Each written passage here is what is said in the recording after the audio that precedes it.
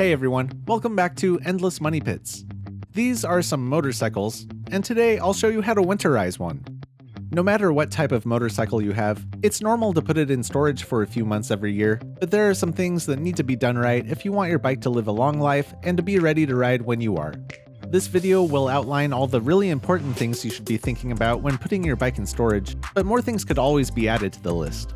I tried to pick the items that make the most sense for all riders, but leave a comment down below if there's something you'd like to add. There are links in the description for everything I used, so let's get to it.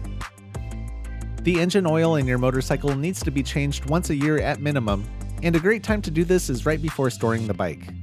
Used motor oil holds onto carbon from fuel combustion, trace metals from engine wear, and moisture from the environment. If dirty oil is left in the bike during storage, all that contamination will start seeping into the bearings and seals, which could lead to leaks and accelerated wear. Fill the engine with fresh oil now and you'll avoid all of that, plus the bike will be that much closer to being ready to ride when it comes out of storage. Lubricating the clutch, brake, and throttle cables is another maintenance item that should be done once a year, so what better time than now? On this motorcycle, the only cable that can be lubed is the clutch cable, but every motorcycle is different, so make sure you know where your cables are. Without lubrication, the cables will eventually dry out, rust, and break, and the inside of the cable housings will get worn out too. If any of the cables show signs of rust or fraying, you should plan on replacing them as soon as possible. Same story with the chain and sprockets. We want to keep them clean and lubricated to prevent any rust from developing while the bike is put away. Giving them a good cleaning will also put you in the position to inspect every part of the chain for binding links, missing O-rings, and any other issues. If your chain's master link is the clip type, make sure the clip hasn't fallen off. I have a good video on the best way to clean a motorcycle chain, so check that out if you aren't sure what to do. You should always stay on top of the maintenance schedule for your motorcycle. Chances are good it's due for a coolant flush, brake fluid bleed, spark plugs, air filter, or some other maintenance item you've been putting off, so you should really plan on taking care of those things before putting the bike away. Also, make sure the tires are in good condition and the bike doesn't need anything replaced, so it's ready to go when you come back to it. Next, we'll wash off the riding season. Things like exploded bugs, bird droppings, and road tar can all damage the paint if left on long enough. Dirt can hold moisture against bare metals, causing rust and corrosion, and if you've been riding near the ocean, then your bike will be covered in a film from the salty air that you'll want to remove.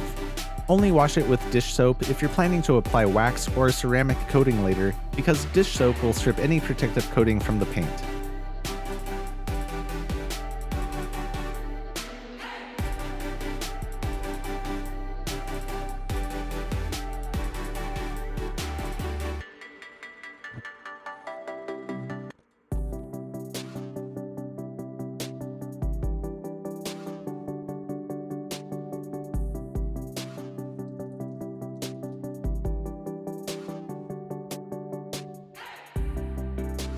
Make sure to clean your helmet too.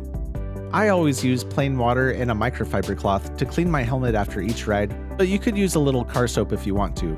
I'm sure there are products you can buy made specifically for cleaning helmets, and that's fine, but I would not recommend using any household cleaners like Windex or Pledge, which contain chemicals that may damage the finish and the visor over time.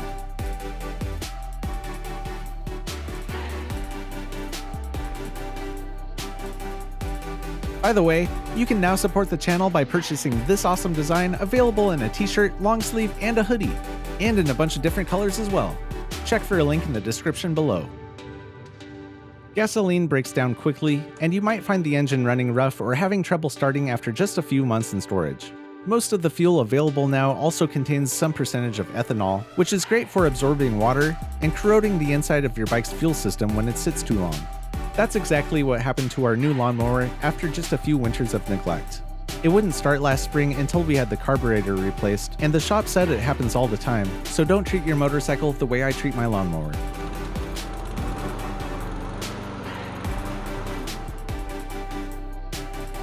All we need to do to avoid this is fill the tank with gas, add the appropriate amount of fuel stabilizer according to the directions, and run the engine for at least 5 minutes until it's warm enough to burn off any moisture. Now the fuel will stay fresh for up to 2 years, and your fuel system will be protected from corrosion. When the bike is clean and completely dry, it's time to take care of the paint. You can use a clay bar to remove any embedded dirt if you want to prep the paint like a pro, but this time I'm just going to give it a quick wipe down with some ceramic spray.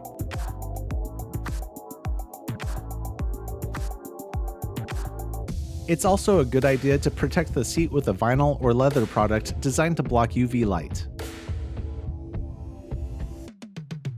Any unpainted plastics can be protected the same way with Armor All or a similar product of your choice. And finally, I'll use some WD-40 on any bare metals that I want to protect from corrosion. Be careful not to get any of these slippery products on your brakes, tires, or hand controls. Many motorcycle tires are made with soft compounds that are susceptible to getting flat spots when parked in the same spot for a long time.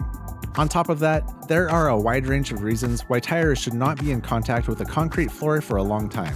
To protect your tires, you should inflate them to the recommended pressures to keep them nice and round, then put the bike on stands to completely lift it off the ground.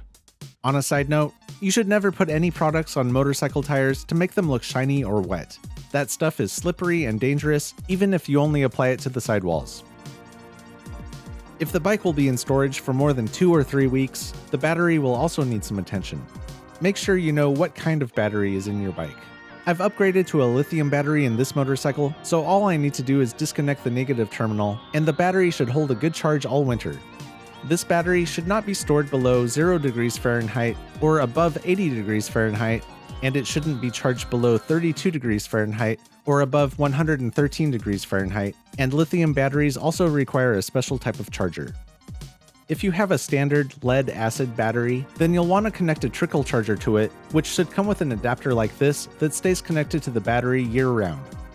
A trickle charger will maintain the battery while the bike is in storage, but I recommend checking on the charger periodically to make sure it's working, and taking the motorcycle for a solid 30-minute ride every 2 to 3 weeks if possible to keep the battery healthy.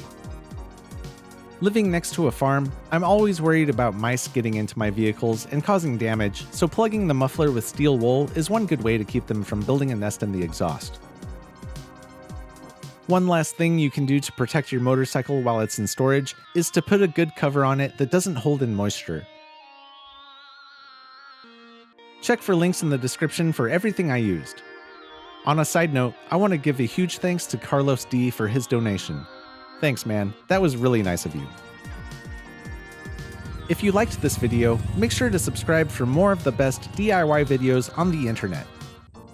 And until next time, just keep throwing money at it.